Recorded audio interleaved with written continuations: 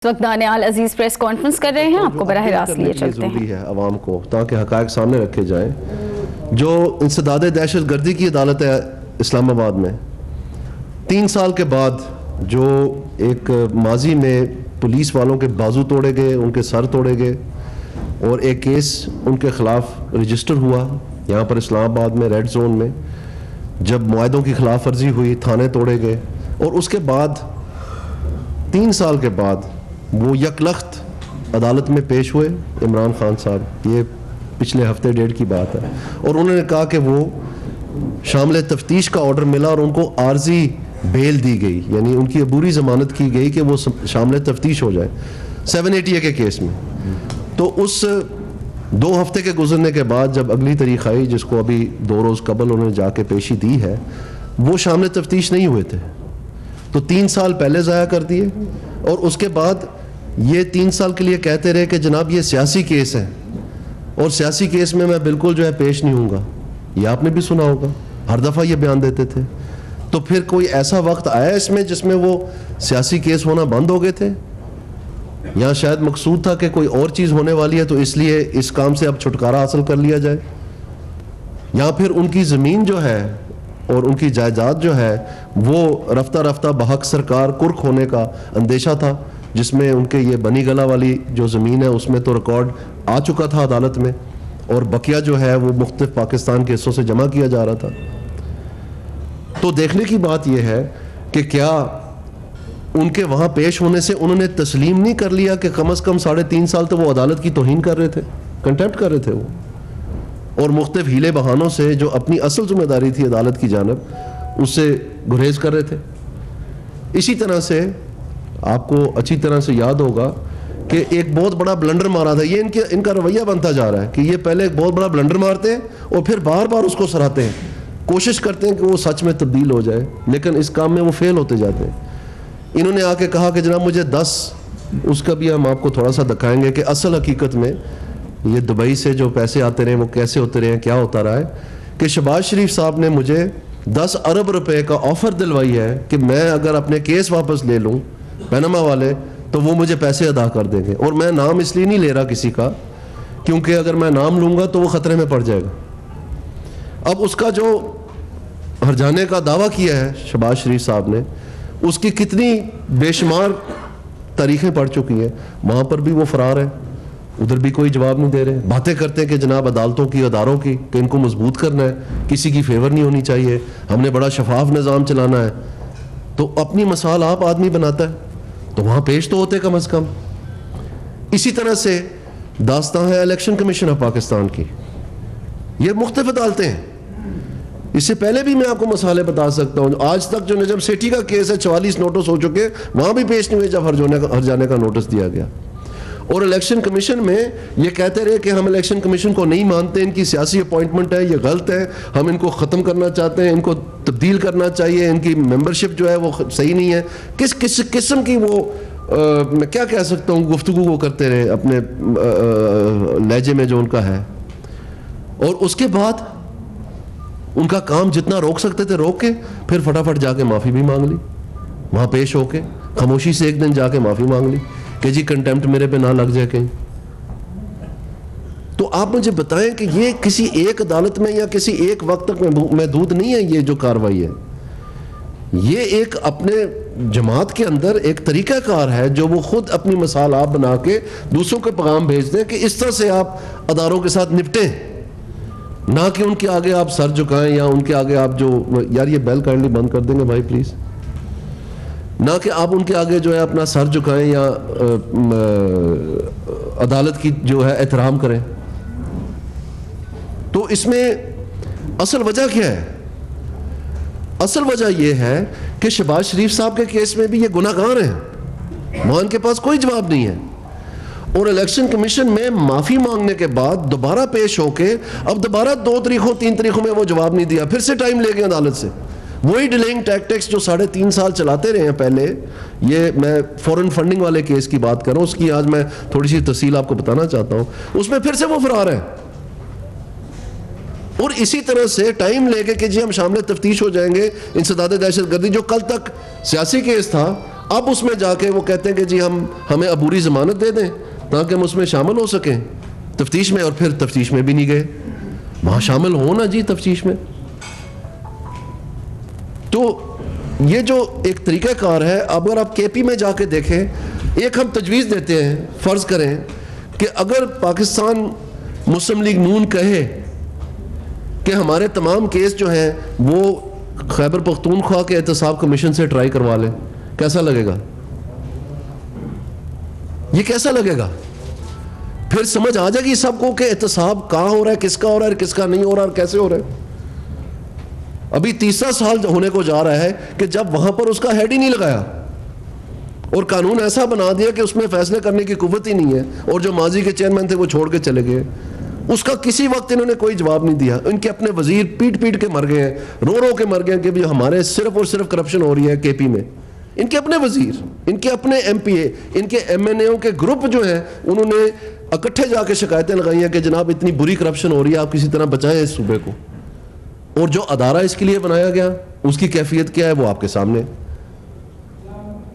जब national accountability bureau की chairmanship लगनी थी, हेड लगना था, तो उस वक्त तो फटाफट 3 नाम दे दिए पीटीआई वालों ने, तो उनमें से कोई नाम चुन के वहां पर लिखा दे। मैं आपको बता रहा हूं कॉल और फेल में कितना तजाद है। तो अब हम आते हैं, इनका एक केस भी चल रहा है, अभी हम इंतजार में हैं। पाकिस्तान मुस्लिम लीग नून को तो कभी 24 घंटे से धमकी दी जाती थी, कभी 72 घंटे की, कभी 48 घंटे की, कभी 6 हफ्ते का टाइम दिया जाता था कि फलाना काम होना है, 6 महीने का टाइम दिया जाता था फलाना काम होना है, 10 दिन का टाइम दिया जाता था फलाना काम होना है। तो जो नून लीग के खिलाफ केसेस हैं वो तो फ्लिवरस डिक्लेयर होके तो लॉकडाउन की वजह से दाखिल हुए हैं। लेकिन जो हनीफ अब्बासी के 2 केसेस थे वो तो फ्लिवरस डिक्लेयर नहीं हुए थे रजिस्ट्रार से, क्योंकि उनके साथ सबूत लगे हुए थे, वो जेन्युइन केसेस थे, वो एक्सेप्ट हुए एज इज। और फिर उनको चलाने में जो है जानबूझ के अलहदा करके उनके ताखीर कर दी, अभी तक वो नहीं फैसले आए, हम इंतजार में। उसके बारे में भी मैं आपको थोड़ा सा बताना चाहता हूं कि जहां पर कोई चीज मिलती नहीं है वहां पर टीमें 3-3 दफा 4-4 दफा लंदन जा रही हैं। उस मुर्दा अदारे की जो डिक्लेयर कर दिया गया कि मुर्दा है, उनकी टीमें जा रही हैं कि किसी तरह कोई सबूत मिल जाए। केस पहले चल रहा है, डिस्क्वालीफाई अलहदा कर दिया हुआ है।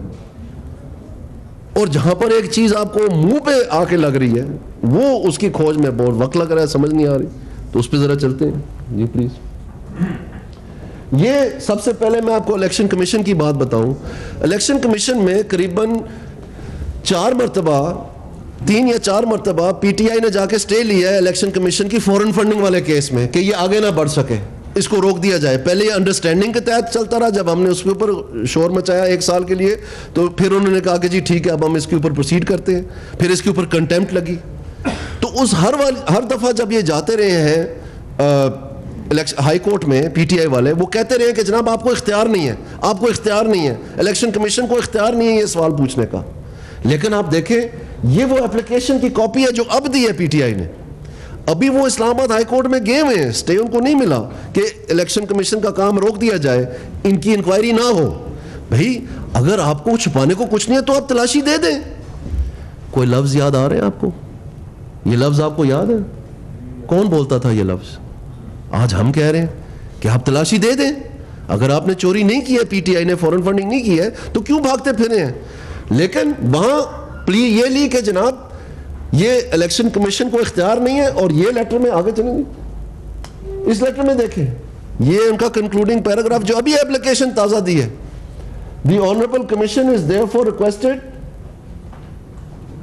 To ensure equitable treatment and transparency of all parties asked to provide their details to the election commission from the period which has been provided by PTI i.e. 2010 till date। आप तो कह रहे थे कि इलेक्शन कमीशन को इख्तियार ही नहीं है, अब आप दूसरे सारों को कह रहे हैं कि आप ये काम करें। अभी तक वो पेंडिंग है इस्लामाबाद हाई कोर्ट में कि इख्तियार नहीं है, इधर से ये एप्लीकेशन दे दी है। ये क्या कह रही है? ये डिलेइंग टैक्टिक्स है, ये सच को छुपाने की तकरीबें हैं। ये वही जमात है जो दूसरे जमातों को कहती है कि आप स्टे के पीछे छुपते हैं, खुद वो कार्रवाइयां कर रही है। अब फॉरेन फंडिंग की हालत क्या है? आप छोड़ दें आप छोड़ दें इस बात को कि यूएस जस्टिस डिपार्टमेंट की फाइलें जमा हो गई हैं, सबको पता है उसमें क्या है।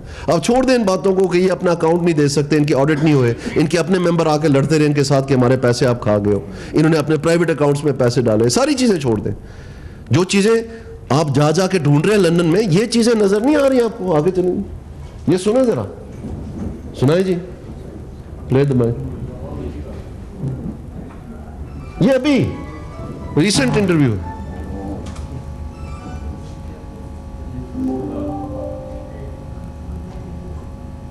जी प्ले द माइक।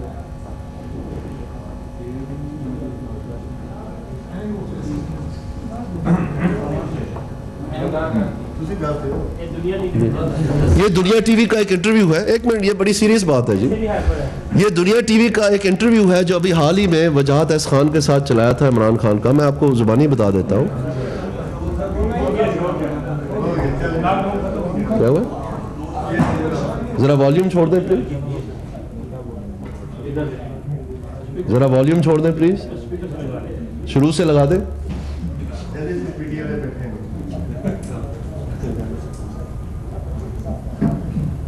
जरा शुरू से लगा दें प्लीज। आई थिंक आपका वॉल्यूम नहीं आ रहा।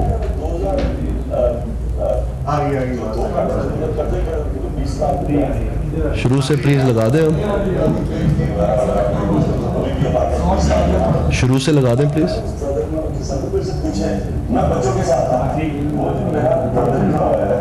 सुने जरा, एक मिनट हाशमी साहब सुने जरा। जो दो कर्जे चढ़े थे 20 लाख रुपया, मैं बता रहा था मैंने गाड़ी भेजनी वगैरह बड़ी मुश्किल, तो अभी भी हमारे पास 20 लाख देना था।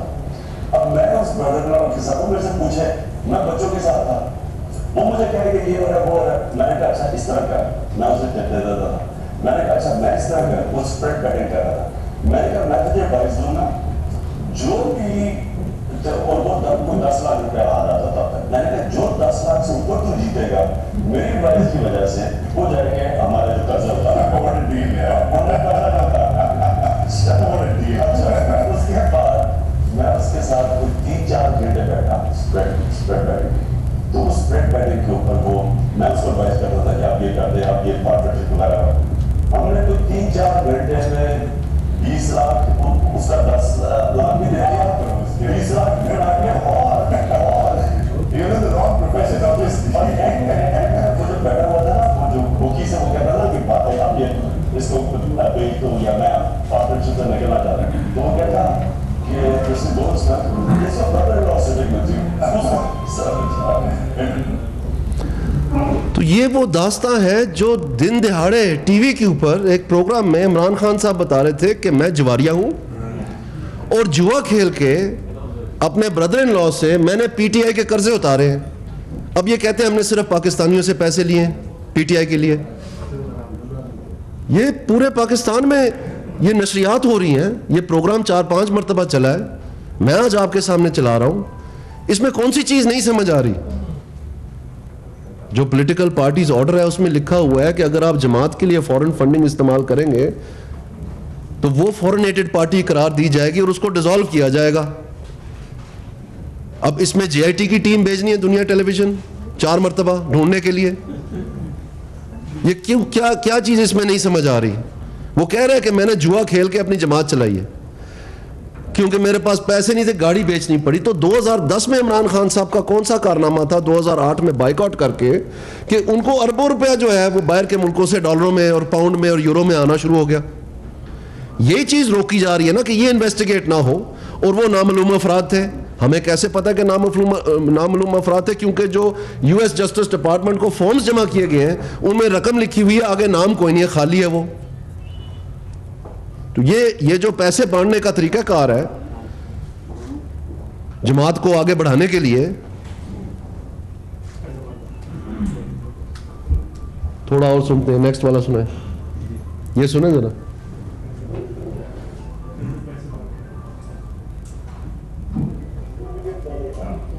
बड़ा कर दे, बड़ा कर दे।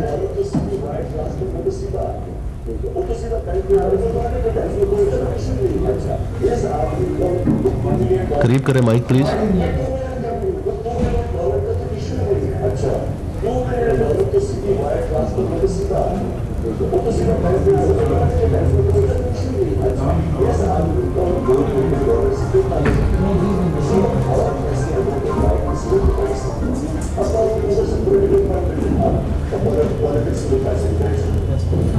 कमाल है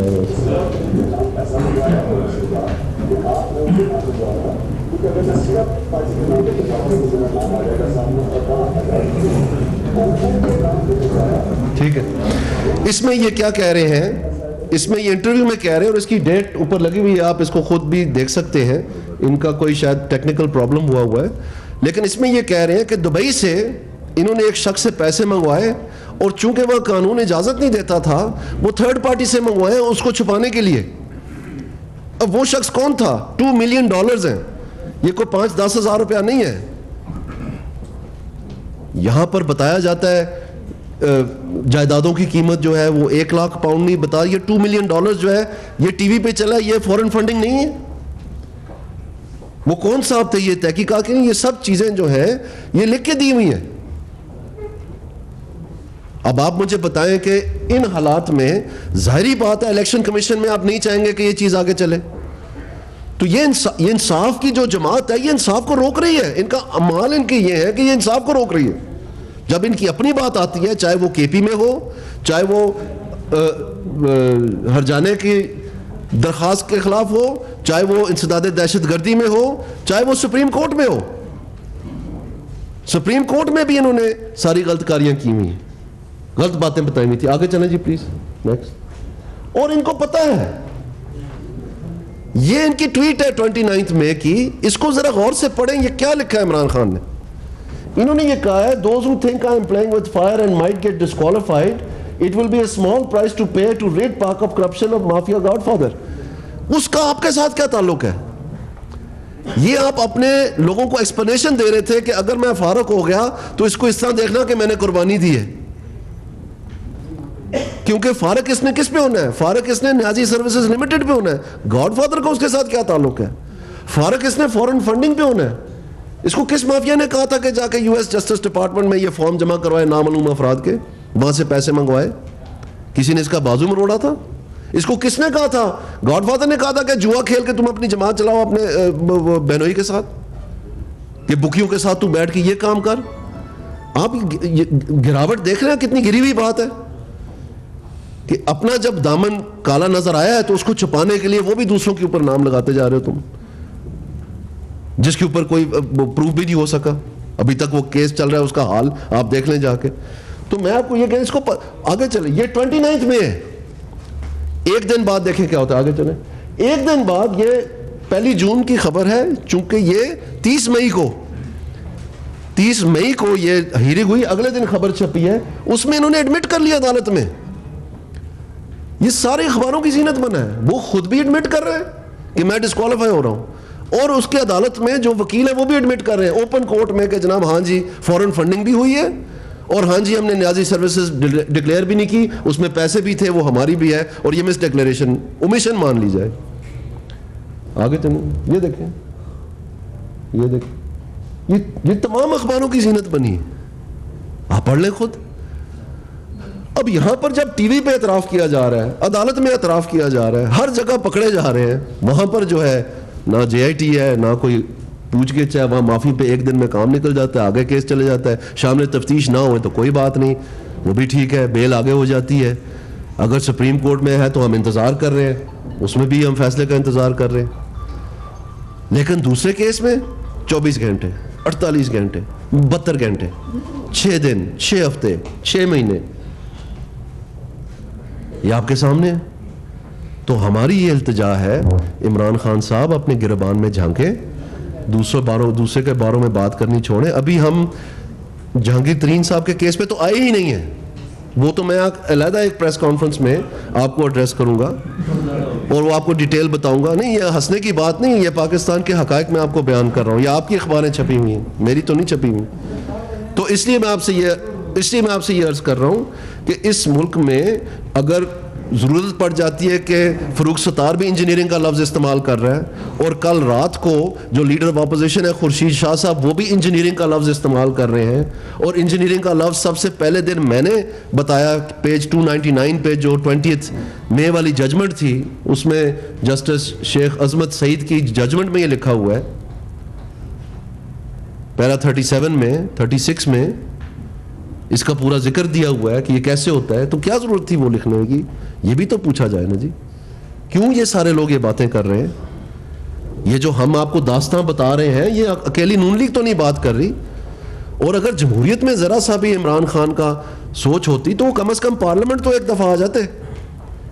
आपको पता है पूरे बजट सेशंस में ये शख्स नहीं आया, इसको इकोनॉमी के स्पेलिंग नहीं आते हैं। हम परवान चढ़ाने की कोशिश कर रहे हैं, पाकिस्तान को इन्वेस्टमेंट ला रहे हैं, बिजली का बहरान का खात्मा करने की कोशिश। आज भी आप देखें अखबारें भरी हुई हैं, प्लांट पे प्लांट हम लगाए चले जा रहे हैं, दिन रात मेहनत कर रहे हैं, तकवीत दे रहे हैं इस बात को, कोशिश कर रहे हैं चीज़ें बेहतरी की तरफ जाएं। इस सारे हालात के बावजूद, और इन साहब को इतनी फुर्सत नहीं है कि अपना जमहूरी किरदार ही अदा कर दें, किसी कमेटी में कभी ये गए हों। और इनकी अपनी जो माशाल्लाह सुबह जो चल रहा है, जिसके बारे में बड़ा वो वावेला मचाते हैं कि जी हम बहुत अच्छा काम करें, बड़ी तब्दीली आ गई है, यही कहते थे पूरे 4 साल कि जी आप ये गलत है नून लीग कि ये चीज़ें बनाती है, ये तो ह्यूमन रिसोर्स में इन्वेस्ट करना चाहिए। किधर बन रही है मेट्रो? रातों रात भाग रहे हैं ना इलेक्शन से पहले, क्यों रीसे करते हैं फिर? अगर आप परफॉर्मेंस देखें पंजाब की, हम नहीं कह रहे, सर्वे पे सर्वे कह रहे हैं बेहतर है। अगर आप फेडरल गवर्नमेंट की देखें, मैंने पिछले दिनों में भी आपको इकोनॉमी के ऊपर प्रेजेंटेशन दी, बड़ी कोशिश की लोगों ने दिखाने की, जनाब बहुत बुरा हो गया, ये हो गया, वो हो गया। अब हम आपके सामने सारा कुछ। सो इसलिए मैं आपको कहना चाहता हूं कि इमरान खान साहब को वो काम करना चाहिए जो उनको जेब दे कि जो उनका मैंडेट है उसके मुताबिक में अदालतों के साथ और अदारों के साथ अपना रवैया रखें। जी प्लीज, जी प्लीज। बाकी सारी बातें ठीक हैं, एक साबिक वज़ीर खजाना मुझसे फरार हो गया, क्या बताएंगे, बहुत अदालतों के सामने आएंगे। दूसरा, आपके पास कोई ऐसी मेडिकल रिपोर्ट है जिसमें इसाक़दार को मना किया गया कि वो फदाई सबक नहीं कर सकते? सुभान अल्लाह, मैं सारी शाम मैंने लगा दी आपको केले की तारीफ़ें करते हुए, और आपने सवाल से पूछा।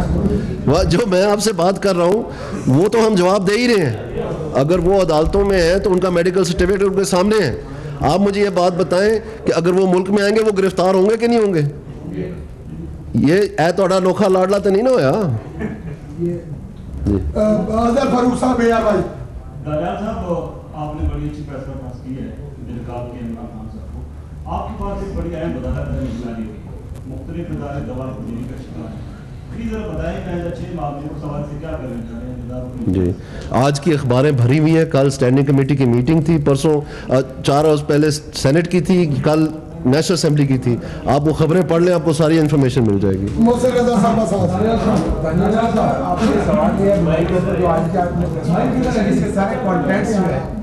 उसमें एक डायकोटोमी है या कंट्राडिक्शन उसको कहना चाहिए। आपका सारे का सारा केस जो आपने एड्रेस किया है वो इमरान खान और तहरीक इंसाफ का है, लेकिन जो आपकी शिकायत है वो पाकिस्तान के जस्टिस सिस्टम से बनती है कि आपको 72 घंटे का, 48 घंटे का, 15 घंटे का फ़ौरन पेश कर दो, और अदालतों में समन भी आ रहे हैं, बाहर से भी मंगवाए जा रहे हैं और उनको पेश नहीं किया जा रहा, ना वो इसकी केयर करते हैं। आपका पाकिस्तान के जस्टिस सिस्टम से बुनियादी तौर पर क्या मुकाबला है? मैं आपसे ये कह रहा हूँ कि जो भी आपने मयार रखना है वो मयार एक होना चाहिए और वो बराबरी की सतह पर जो है इस्तेमाल होना चाहिए। लेकिन जब आप ये जो लफ्ज़ है पॉलिटिकल इंजीनियरिंग का ये इंट्रोड्यूस कर देंगे और मालूम पड़ेगा कि 2 राय हैं और 2 मयार हैं और 2 तरीक़ाकार है, हर शख्स के लिए अलग-अलग, तो फिर इसमें जो है ये तफ्शीश की बात है और हम आपके सामने उजागर कर रहे हैं। और आपके ज़रिए से हम ये उम्मीद रखते हैं कि अवाम तक ये बात पहुँचे, क्योंकि असल में इस सारी कार्रवाई का टारगेट अवाम है। ये अवाम के दिलों में मैल उछालने का, लोगों के बारे में एक बदजन करने का एक तरीका कारदार वारदात बनाया जा रहा है जो कि पाकिस्तान में नया नहीं है। ये कोई ऐसे नहीं है कि ये अभी होना शुरू हुआ है, ये वही 70 साल की कहानी चल रही है। और सोच ख्याल ये था कि अब चूंकि पाकिस्तान पहली मरतबा एक इलेक्शन के ज़रिए एक दूसरी हुकूमत, दूसरी जमात को हुकूमत दे सकती है, कि हम शायद एक पटरी पे चल निकले हैं जिसमें रफ्ता रफ्ता ये माजी के मामला जो हैं ये हल होते जाएंगे। लेकिन अफसोस ये कहना पड़ रहा है कि उसमें रुकावटें डाली जा रही हैं, उनका मैं आपसे जिक्र कर रहा हूँ। जी सरदार जी प्लीज। ये बताइएगा, इमरान खान ने मुतालबा किया कि कबल वक्त इंतखाबात कराए जाए, और उनका ये कहना है कि मुस्लिम लीग नून जो है वो पहले सेनेट का इंतखाब कराने जा रही है, तो क्या उनके मुतालबे को कैसे देखते हैं? उनका मुतालबा जो है कबल वक्त इंतखाबात है जी, उसमें उनकी राय ज़रूर होगी। शायद ये समझते हैं कि इन चीज़ों में इनका टाइम रन आउट हो रहा है और उन्होंने पकड़े जाना है, उससे पहले पहले इलेक्शन हो जाए, शायद ये महसूस कर रहे हैं। अब मुझे तो नहीं पता उनके जहन में क्या बात है, लेकिन मुझे तो यही नज़र आ रहा है कि ये इमरान खान और पीटीआई की लीडरशिप और पीटीआई के गिर्द दायरा जो है वो टाइट होता जा रहा है, उनका टाइम रन आउट होता जा रहा है और वो चाह रहे हैं कि इसी हालत में वो इलेक्शन में आ जाएं। और शायद जो इतनी देर लगाई जा रही है, शायद ये सोच कहीं और भी हो, मुझे तो नहीं पता। लगेगा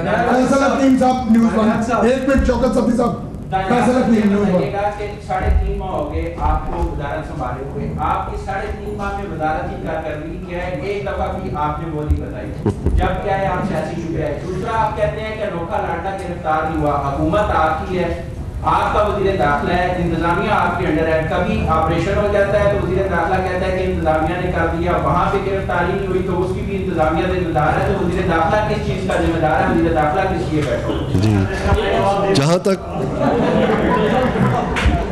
जहाँ तक आपने प्राइवेटाइजेशन का सवाल पूछा, मैं आपका बहुत शुक्रगुजार हूँ, आपने बहुत अच्छा किया। जैसे कि आपको मालूम है प्राइवेटाइजेशन का प्रोसेस जो है वो स्टॉल था, हमने इसको सारे को रीस्टार्ट किया, रिवैम्प किया है। जैसे मैंने पहले ही बताया, हमने मुतअद्दिद प्रेस रिलीजेस दिए, अगर यहाँ पर कोई उस बीट के रिपोर्टर बैठे हुए आपको अच्छी तरह से पता है, और आज भी ये खबर शाया हुई है, आप वो देख लें। जी साहब, ये बता दें कि आपने खुद अपनी प्रेस कॉन्फ्रेंस में ये अल्फाज इस्तेमाल किए कि अनोखे लाडले के बारे में मैंने एक दास्तान बयान किया। अब आपके यहाँ यकीनन आइन शिकनी का और कानून शिकनी का एक मयार होगा, यकीनन हुकूमत के यहाँ एक मयार है ना, तो आप ये बताएं कि ये पूरी दास्तान परवेज मुशर्रफ ने जो इस मुल्क में आइन तोड़ा, कानून तोड़ा, उसकी दास्तान आप कौम के सामने कब बयान करेंगे? जी, मेरे ख्याल में वो दास्तान जो है वो मुख्तलिफ अदालतों में तकरीबन रोज़ ही बयान हो रही है, और आपके ज़रिए से वो तकरीबन रोज़ ही बयान हो रही है, तो मेरे ख्याल में आप अच्छी तरह से वाकिफ़ है उससे। दानियाल साहब, मेरा सवाल ये है कि जब पीटीआई 126 दिन चला तो बताया गया कि अरबों खरबों नुकसान हो रहा है और सीपैक का मंसूबा कटाई में पड़ रहा है। 22 दिन ये भी धरना जारी रहा, हुकूमत ने अभी तक नहीं बताया कि कितना नुकसान हुआ है, और हुकूमत 22 दिन नजर नहीं आई और खर्चा कितना हुआ। जी, ये बात आपकी में बहुत वजन है हाशमी साहब, मैं शुक्रिया आपने ये सवाल पूछा। उसकी वजह ये है कि ये मामला जो हैं ये बिल्कुल इनका असर हुआ है। आपको पता होना चाहिए कि पाकिस्तान इस वक्त अपना सकूक जो है लॉन्च किए बैठा है, उसका काफ़ी फैन फेयर, उसके रोड शोज़ होते हैं, हुकूमत अपना एक चेहरा दिखाती है दुनिया को कि हम एक मजबूती की तरफ जा रहे हैं, हमारे मुल्क में इन्वेस्टमेंट आ रही है, हम एक फ्यूचर डेस्टिनेशन है, हमारी इकॉनमी साबित कदमी से बढ़ रही है, और उस बलबोते पे फिर आपको मुख्तलिफ रेट और आपकी रेटिंग जो है मुख्तलिफ एजेंसीज करती हैं, ये सारी चीज़ों का नाप तोल होता है। तो इसी तरह से पाकिस्तान एन उस चौराहे पे खड़ा था जहाँ पर यह करना था। लकीली वो हमें बहुत अच्छा उसमें मिल गया, उसकी आज भी खबरें लगी हुई हैं, कल भी इंशाल्लाह बकाया भी वो आ जाएगा, लेकिन कसर किसी ने नहीं छोड़ी कि उन चीज़ों को डिस्टर्ब किया जाए। पहले भी यही हुआ, इस वक्त भी यही हो रहा है। जी प्लीज सती साहब। आप पर जो है पीटीआई इल्जामात लगाती है, आप उसका जवाब देते हैं अपनी जगह। मेरा सवाल आपसे ये है कि आपकी हुकूमत और पार्टी मुश्किल हालात से गुजर रहे हैं, आपके वज़रा जो हैं वो गैर मुताबिक रवैया अपनाए हुए हैं, जब हाथ चक्की के पार्ट में आता है तो एहतियात की ज़रूरत होती है, भले वो इलेक्शन के हवाले से वो बिल हो या दूसरे मामलात। आप अपनी मुश्किलात में रोज़ बरोज़ इजाफा कर रहे हैं, इसके बारे में क्या कहें? जी, मेरे ख्याल में इसमें तो बहुत तफसील से बात हो चुकी है, और ये मुश्किलात का अगर असल जड़ हम होते ना जी, तो फिर ये पहले इलेक्शन से पहले ही ताहिरुल कादरी आ गया था इस्लामाबाद। उसके लिए जो यहाँ पर गुसर खाने बने थे सीडीए के खर्चे पे करोड़ों रुपए के, वो किसी ने पूछा है? जो उनको पानी फराहम किया गया, 12 जमातों ने वो मुआहदा साइन किया कि इलेक्शन आगे कर दें और पहले एहतसाब होना चाहिए। उसमें सिर्फ एक जमात नहीं थी, वो पाकिस्तान मुस्लिम लीग नून थी। तो आप मुझे ये बात बताएं कि शुरू दिन से हमारे लिए ये स्पीड ब्रेकर, ये टांगे खींचने का, ये मुख्तलिफ किस्म की जो है ना शुलियाँ छोड़ने का एक निज़ाम बाकायदा चला है पूरा, हमने उसका भी सामना किया है और उसके साथ साथ काम भी करके दिखाया कि आज सारे सर्वे जो है नवाज शरीफ को नंबर 1 लीडर दिखा रहे हैं पाकिस्तान का, और पाकिस्तान मुस्लिम लीग नून को पाकिस्तान में नंबर 1 जमात दिखा रहे हैं। और अगर आप पंजाब की हद तक देखें तो वो यहाँ से यहाँ करता है। तो मैं आपको कहना चाहता हूं असल मसला ये है, अगर मकबूलियत ना होती नून लीग की, ये आधे मामले आपको नजर ही ना आते सारे। मसला सारा ये है, और हमारी कामयाबी का निशानी ये है कि हमारे इस तरह से सामना किया जा रहा है। 3 साल से यही आपके शिकवे हैं और यही इदारों से शिकायत भी हैं लेकिन हालत ये है कि आप और आपके पार्टी के रहनुमाओं के ऊपर मुसलमान होने या ना होने के फतवे लगाए जा रहे हैं। शख्सियात से आप निपट नहीं सकते, इदारों से शिकवा आपका बिला जवाब नहीं है कि आप आए रोज इदारों के से शिकवे करते रहते हैं? नहीं, मेरे ख्याल में जो आप बात कर रहे हैं इसका तो भरपूर जवाब दिया गया है पहले भी, और कल भी इसके ऊपर प्रेस कॉन्फ्रेंस एहसन इकबाल साहब ने की थी, और ये मामला जो है ये काफ़ी इसके जवाब जो है ना सिर्फ हमारी जानब से बल्कि तमाम दूसरी जमातों ने भी इसका जवाब दिया। तो मेरे ख्याल में ये कोई जायज़ सवाल नहीं है आपका। Thank you very much. Muslim League नून के रहनुमा दानियाल अजीज़ की जानिब से प्रेस कॉन्फ्रेंस की जा रही थी।